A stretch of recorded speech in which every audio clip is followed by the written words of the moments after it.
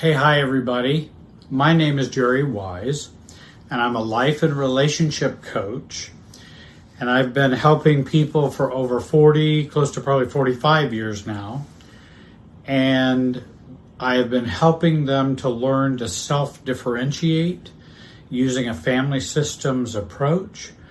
I help people advance their recovery from codependency, their recovery from narcissistic abuse, their recovery from being adult children of narcissists and adult children of alcoholics.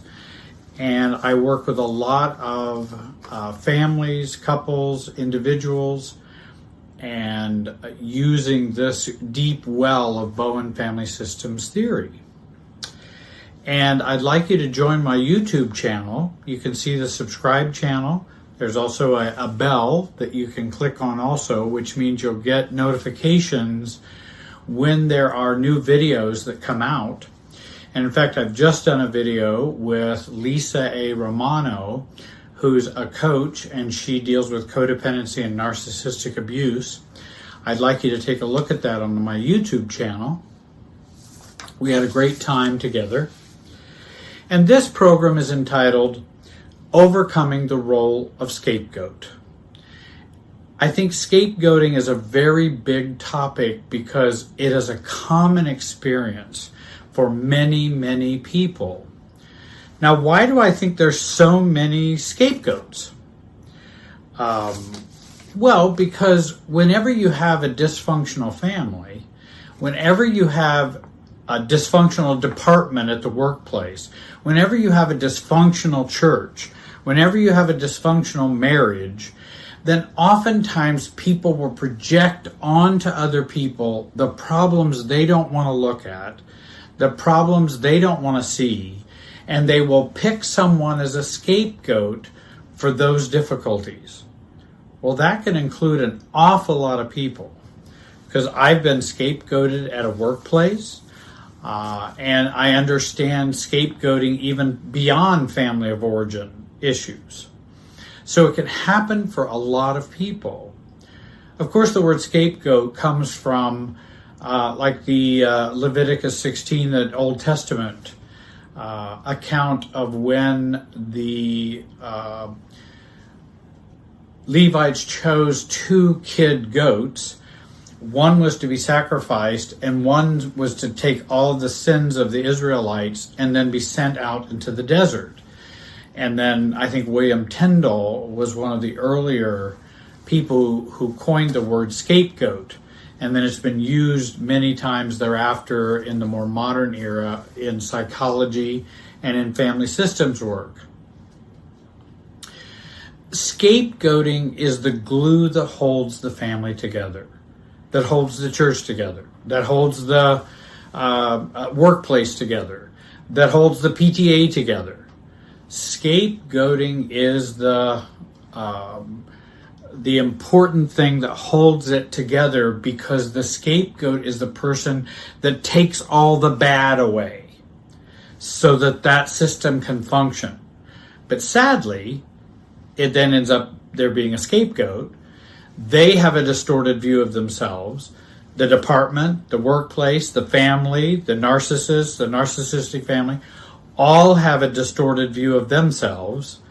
And so we end up with lots of difficulties as a result of scapegoating. So on the one hand, it provides a solution. On the other hand, it endorses and supports all the problems that are a part of the dysfunctional system. When we're the scapegoat growing up in a family, and we're a child who is a scapegoat, we're not a person, we're not a child, but we then end up being the extensions of our family and the extensions of our parents. We're not us, we're the extensions of them, because they need somewhere for the bad to go. And they can't deal with the bad, the family can't deal with the bad, so we project that onto a scapegoat, and then we have relief. And I remember working in inpatient chemical dependency treatment as the family counselor, And we dealt with all these family roles of lost child, mascot, scapegoat, golden child, codependent or enabler. And we would use all of those. And in fact, I would do a whole family psychodrama with all the families I'd work with so they could see the different roles that people played. And scapegoating was a very common one.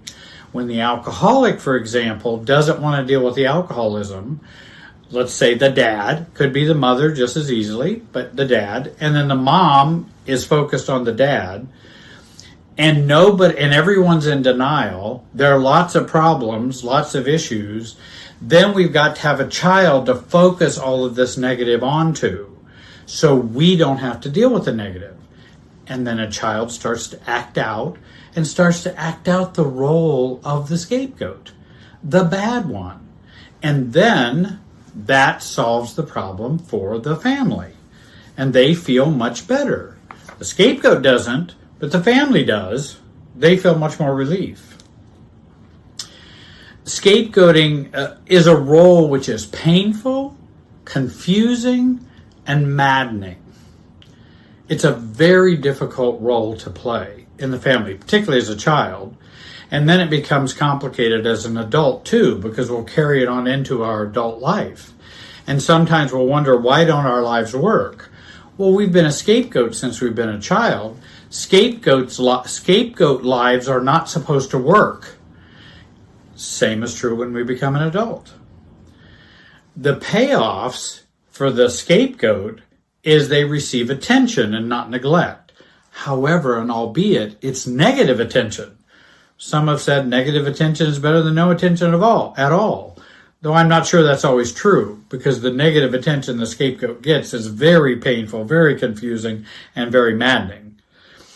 The family payoff is it takes the attention away from the problems and away from where the real problem or root problem exists. And so this calms the family down while they send out the scapegoat with all the sins, problems, and projection that's done onto them.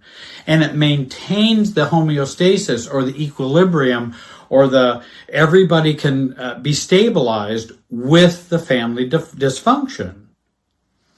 Because when you have an alcoholic dad or an alcoholic mom, it's a lot easier to deal with the kids' bad grades and punish them and talk to the school and go through all that drama, and then to focus on why they might be having bad grades, why they might be having difficulty. It keeps the focus away from the root cause. That's what scapegoatism does. It keeps the focus away from the root cause. The scapegoat, as I believe, is the least powerful member of this system, whether at work, a family, home, church, synagogue, wherever there are organizations. The scapegoat is the least powerful and the most powerful in the family. And you go, oh, no, I was a scapegoat and I never had any power. Well, hold on, let me explain that just a minute. It's, they have the least power because they are blamed, criticized, negativized, belittled, abused. And so that's where we have the least power. But the most power, we're very powerful because by being the one, we are the one who is able to cause the most anxiety or upset in the family. Now, it's a hellish life as a scapegoat, but we have the power to trigger everybody. And as I've worked with scapegoats over the many decades, I find they have all this power to trigger these families and trigger families as a scapegoat. Because they do it all the time, which then they get repercussions, more negative comes their way, and they become entrenched in that scapegoat role.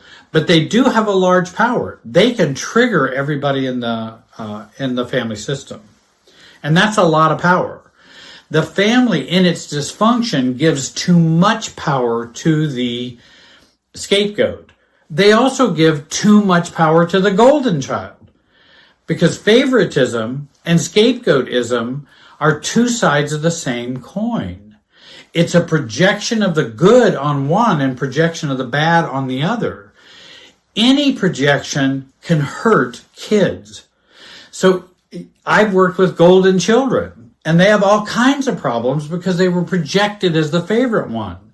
Now, I understand they didn't have maybe all of the negatives the scapegoat had, but they have difficulties knowing who they are, what they want in life, what they want to do, because they have lots of guilt, they have lots of performance anxiety, conditional love they've been used to.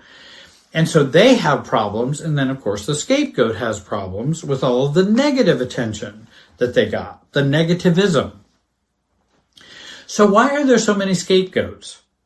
Well, there's so many scapegoats because there are so many dysfunctional families out there. I'm sure there's a few normal ones. Maybe I'll run into some sometime. But there's so many dysfunctional families. And whenever you have a system that is in pain and they don't deal with it, there's going to be a scapegoat. Well, how many families do you know that have a system in which they have pain, difficulty, struggles, and don't deal with it? Generally, there's going to be a scapegoat that's going to have to be found. And this would be alcoholic homes, drug-addicted homes, narcissistic homes, abusive homes, toxic and unhealthy homes. Whenever there's problems not being dealt with, then they must be projected somewhere else because we're not handling it. We're not dealing with it. Even if it's as simple as someone is clinically depressed in the family. And that can be a biological disease as well as a psychological disease. This biological disease affects the family, but let's say the father doesn't get help for his depression. Well, then somebody's going to have to pay for that underfunctioning. That's going to show up somewhere else. It has to. And then generally there's a scapegoat. Well, you don't love your father. You don't understand your father. Your father's going through a hard time. He's very stressed and he has to do this. And why can't you be good? And then we have all of this scapegoating going on and blaming when really dad isn't getting help for the depression that he needs. He needs that help and he's not getting it. So it's got to show up in other ways. These families need to project onto the scapegoat to stabilize the family. So people ask me, well, why am I chosen to be the scapegoat? Why couldn't it have been Betty, Mary, Steve? Why couldn't it have been one of my other siblings? Why did I get chosen to be a scapegoat? Well, that may be a big mystery. I don't know, and maybe it's beyond my pay grade. But I would guess that it has to do with vulnerability. You are more vulnerable to that. You may have had some problems growing up, as kids will have, but in more healthy families, those problems don't disrupt the family, nor are they a way for the parents to project onto the child who has some problems. So we may have problems, we may have some weaknesses. The child may have characteristics that the parents have, but they cannot accept them or see them in themselves. So they'll project onto the parents. Here's an example. Maybe the child looks like an ex-wife they had. Maybe the child acts like a mother they didn't like. And so we get chosen, not because we are the mother that wasn't liked, but we somehow are projected onto and are seen as the mother they didn't like. And then we get to be the scapegoat. Often the child may be the child that the parent cannot handle. Well, that if the parent's ability to parent is limited, then whoever they're having the most trouble with is going to get to be probably the scapegoat. And maybe the child is just going through their normal child life, and maybe they need a different parenting. But the parents aren't flexible enough, knowledgeable enough, healthy enough to be able to parent them in a healthy way because of their own dysfunction or narcissism or what they grew up when they in their family of origin was a problem. Also, a scapegoat could be someone who questions the family patterns and the dynamics. Mommy, why does Dad drink so much? Why does he come home and is drunk on the floor?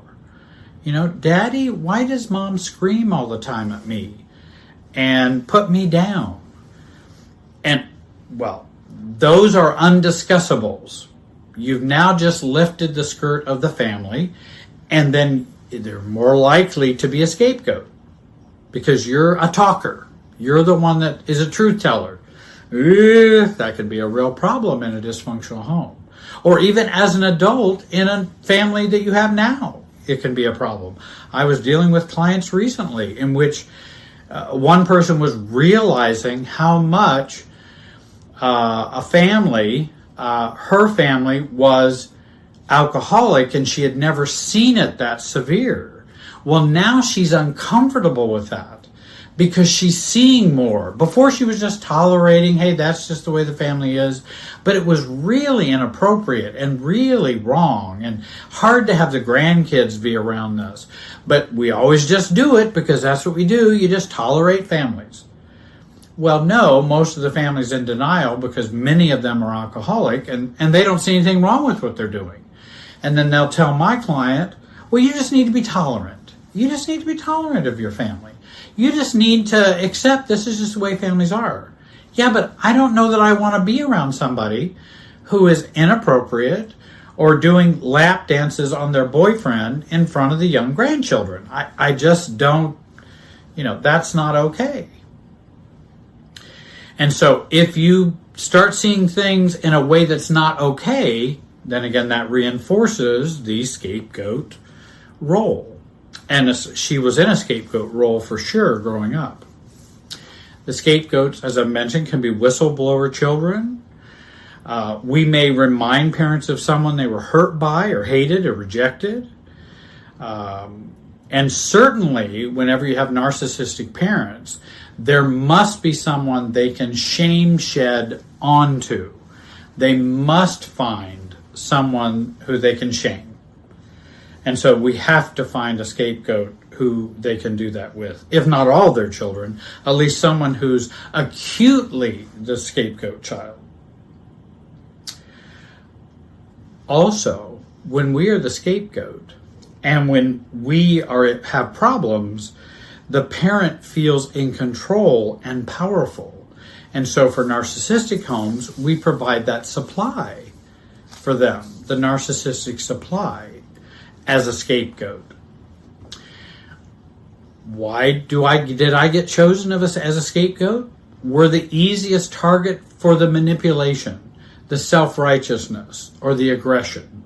We're just the easiest target. The scapegoat child is the opposite side of the same coin as the golden child.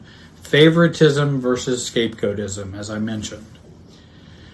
We are the easiest often to gaslight, though we may have trouble with it. And again, if you have trouble with the gaslighting, you're going to get in trouble. You better go along with the program of the gaslighting. We bring out the parent's imperfect parenting, which cannot be tolerated. And if you're the difficult child, then you're bringing out the parent's inadequacy as a parent, or the difficult baby, the unhappy infant that you were.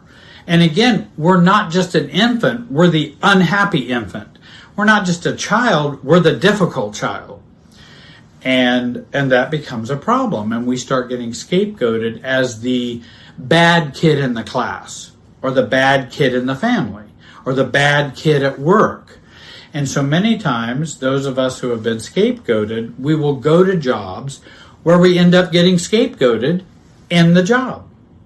Because what's in us will also be projected, and we'll find that in a work environment.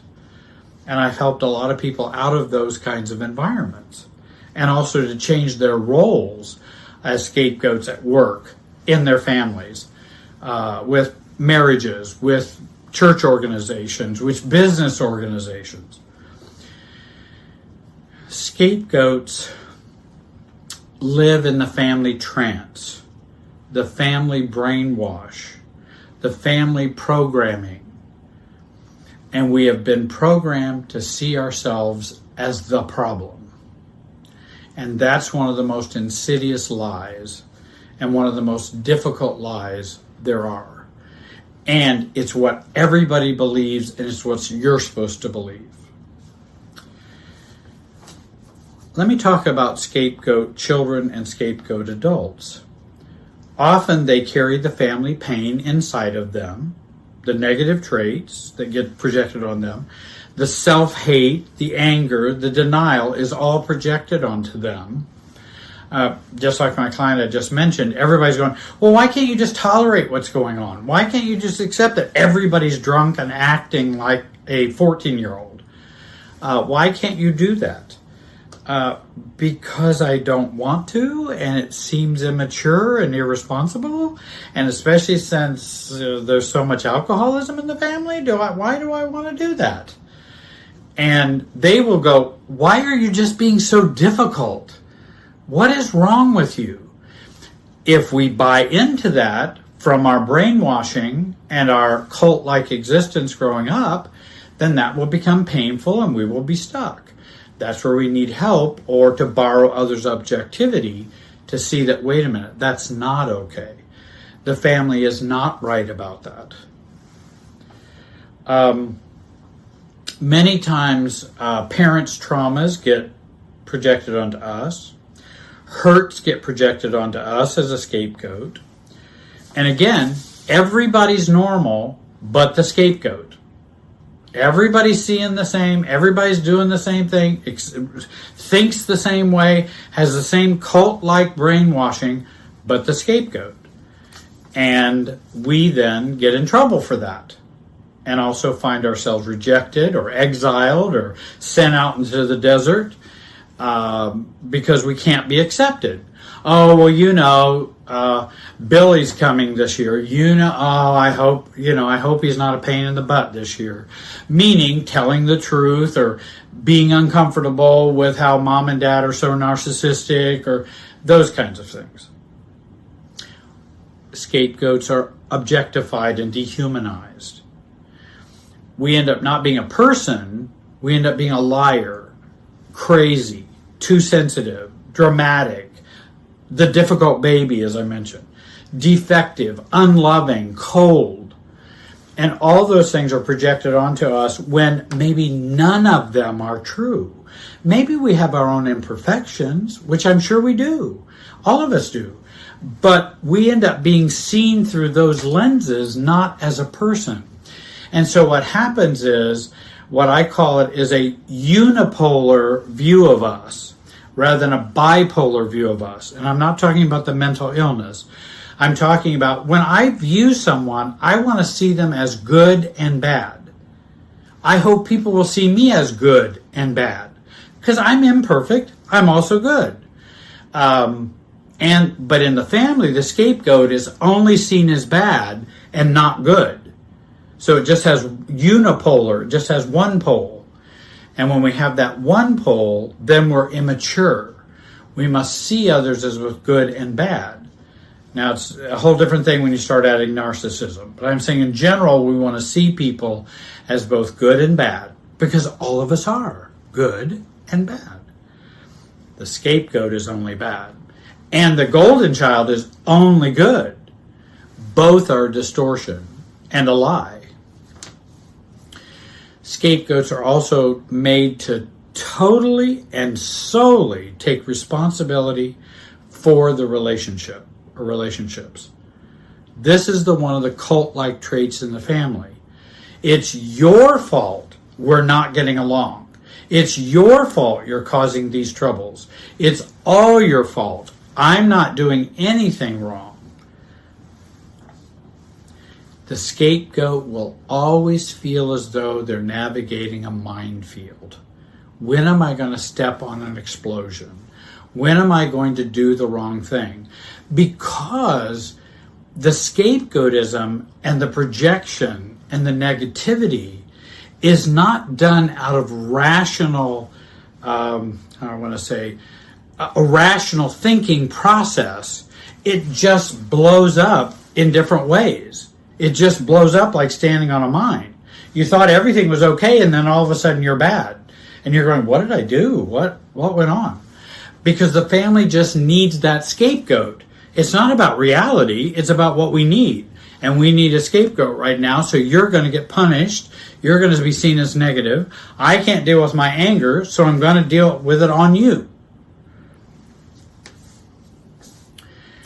There are many examples. I think one of the classic ones, which was not necessarily a narcissistic home, but I remember early on when I was doing pastoral counseling, social work, chemical dependency work with clients, that and marriage and family work, a couple brought their daughter to me, and she was like 12-ish, something like that, and she had done some shoplifting.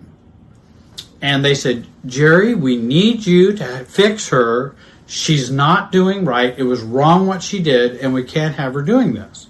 Well, of course, we don't want her to shoplift. We don't want her to get in trouble. I understand that. But guess what? They dropped her off to me to fix while they went on home. I'm going, well, I thought we might all talk together. And so then I interviewed the couple, and actually interviewed the girl first, finding out her parents' marriage was horrible. Though they acted like they were okay when they talked to me, but it was horrible. They've been talking about divorce. They've been yelling and screaming. They've been, it was just a mess. And then she, out of the need to fulfill the role of a scapegoat to calm down mom and dad so they will feel better, she'll go get in trouble, and then all of the bad traits go out with her. And now they don't have to look at their marriage, their pain, their feelings, their anger, their unhappiness. Now they can focus on the daughter as the one with the problem. And that's a scapegoating within the family. Come to find out, you start helping the couple get better. Isn't it amazing? The shoplifting ends. She starts doing better in school. The parents needed to deal with their stuff so it wouldn't get shifted over to her. And there are many examples I could give of narcissistic families.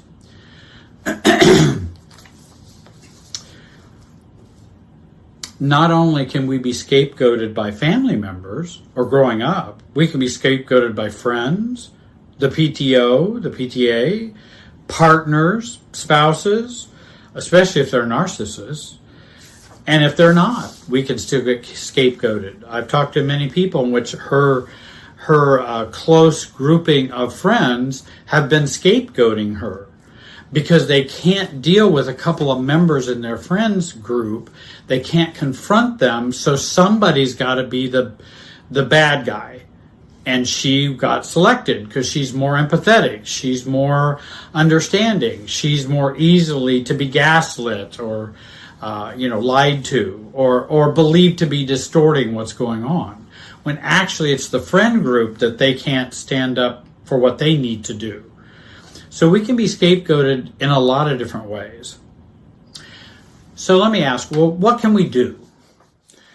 First of all, we recognize that we are a scapegoat. And I like Lisa Romano's phrase of, it's not your fault. If you're a scapegoat, it's never your fault. That doesn't mean we haven't played the role of a scapegoat, which then makes sense as to why we're a scapegoat. But that's not the reason you're a scapegoat. You're just acting out that role, much like in a dysfunctional family or an alcoholic family.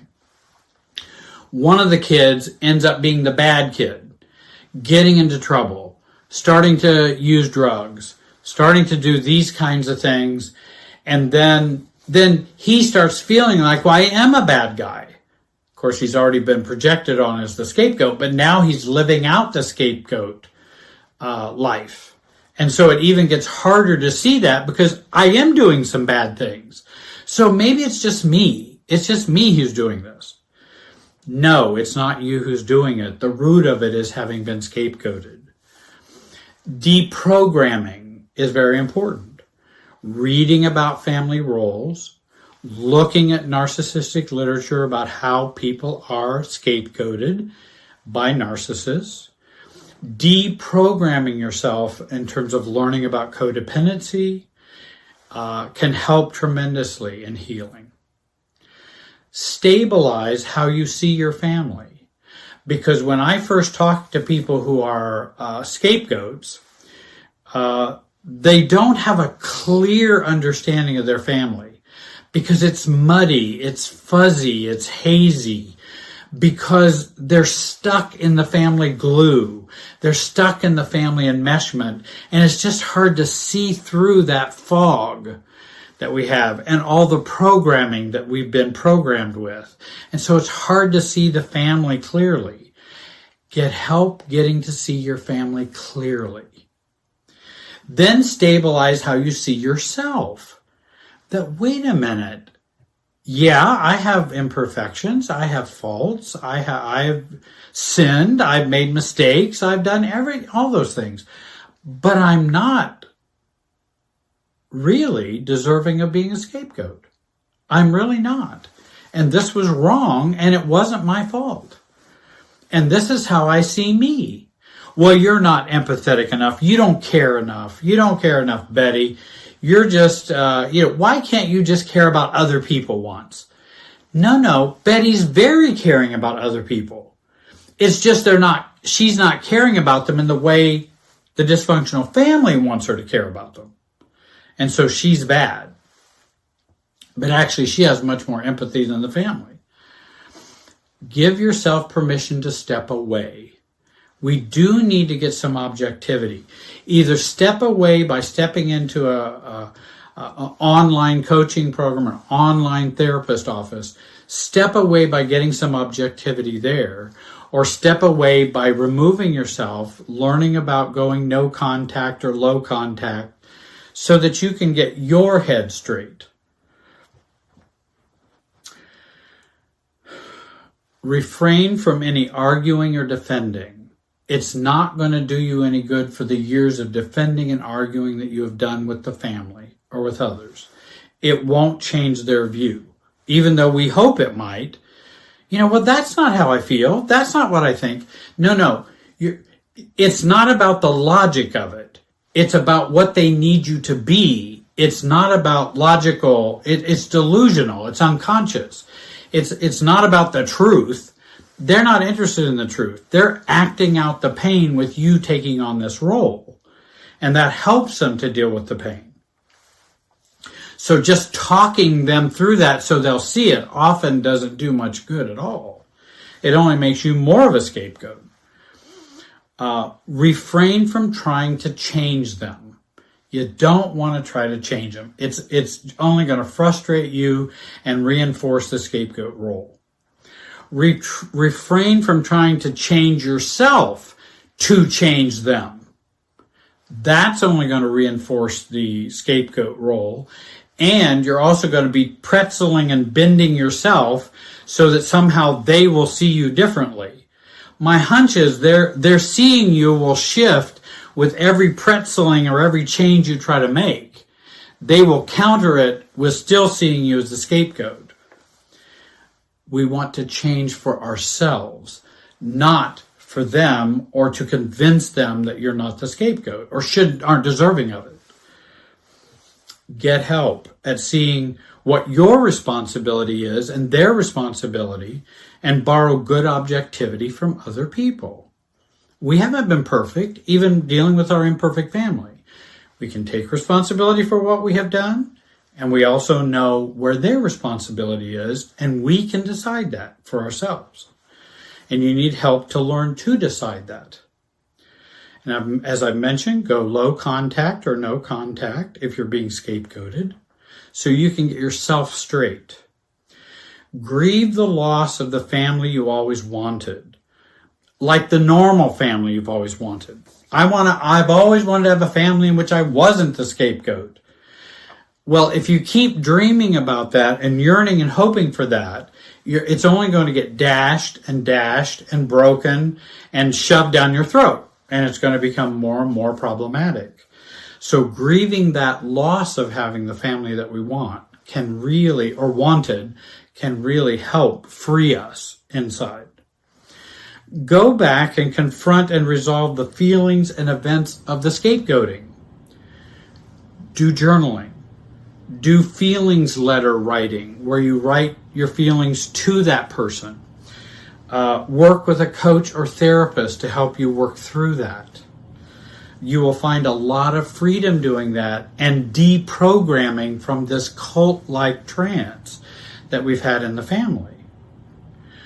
Then also see scapegoating behaviors, if someone's scapegoating you, as what I call Coca-Cola of reality. In other words, when they say, well, you're just so sensitive. Well, you just never understood. I don't know why you can't be more loving. That's the scapegoating derision that comes. And we begin to think of that as, okay, they're calling me a Coca-Cola. That doesn't make any sense because I'm not that. I am loving. I do care. I am empathetic. I do see some of the truth. But they don't want you to believe that or feel that. So they're going to say these delusional things to you that are wrong, but think of them as them calling you a Coca-Cola and how silly it is. Resist scapegoat behavior of underfunctioning or overfunctioning, addictions, anger, depression, hurt. All of these can enhance the role of the scapegoat. People have become mentally ill to fulfill their role as a scapegoat. I know that may sound crazy, but it very much can be. And so we want to help ourselves, get help for ourselves, and not just settle for the negative things that we do or feel, but get help so that we don't continue to fulfill that scapegoat role. Lean on a circle of support. Do the essential work of recovery and self-differentiation, and this provides you with a new or genuine self to move forward with, rather than the scapegoated self. We certainly want to let go of the need for validation, for sure, because we're always yearning for that validation. Let go of the need for it, that, hey, I can let that go. I may feel abandoned. I'll have to deal with my abandonment.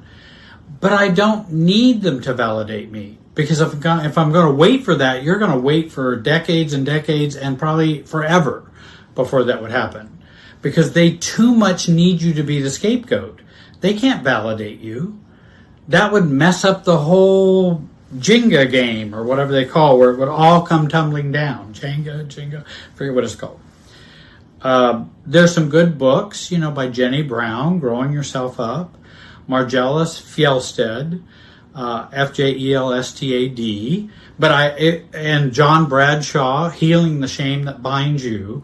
I think that's good for scapegoat folks because we have a lot of shame about being scapegoated. The shame all came to us, and the problems all came to us. He has a great book on shame. There are many others you can.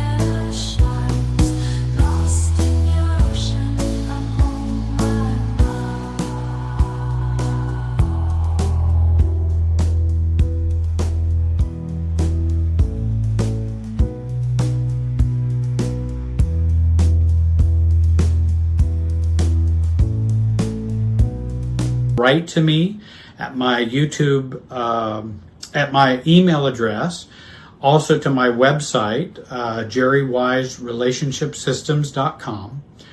I hope you'll click and subscribe to my YouTube channel. And I hope you'll join me on Facebook, Instagram. I put up quotes on Facebook quite often that are challenging and controversial, but also to help you think about these things. That's what I want to do, to challenge people to think about how relationships work. I appreciate you watching today. I hope you have a great day, and be wise.